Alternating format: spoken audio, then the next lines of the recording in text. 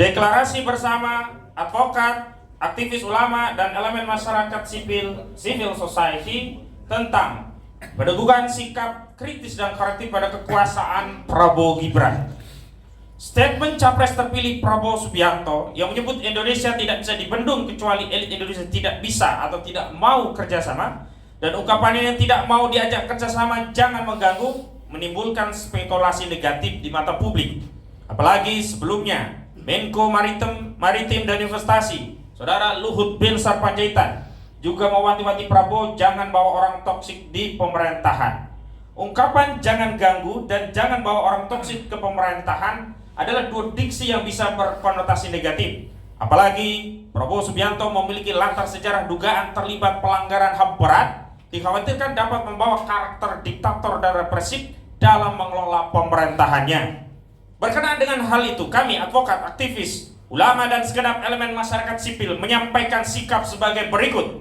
Pertama, dalam mengelola pemerintahan, kedudukan berkoalisi maupun beroposisi adalah pilihan politik yang sejalan dengan konstitusi.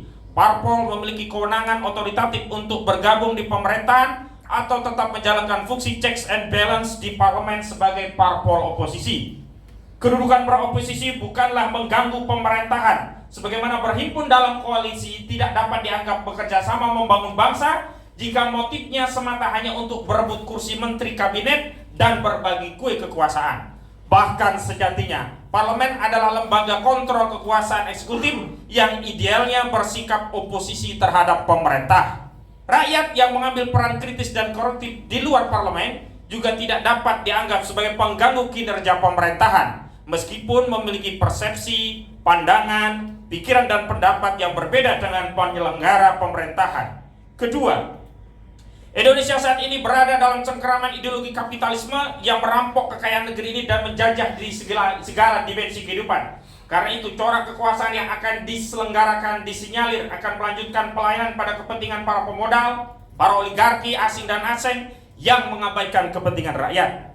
Ketiga, kemerdekaan berserikat dan berkumpul serta menyampaikan pendapat telah dijamin oleh konstitusi, baik pendapat yang disampaikan sejalan dengan kebijakan pemerintah maupun berseberangan dengan pemerintah. Pemerintah tidak boleh menyalahgunakan kekuasaan, abuse of power, dengan meminjam otoritas aparat penegak hukum untuk mengkriminalisasi kemerdekaan berpendapat yang dijamin konstitusi dengan dalih menyebarkan berita hoax, menyebarkan pemusuhan dan kebencian berbasis sara, melakukan pencemaran atau tuduhan berbuat makar, serta sederet dalih klasik lainnya sebagaimana masih terjadi di era rejim Jokowi untuk membungkam hak konstitusional warga negara dalam menyampaikan pendapat.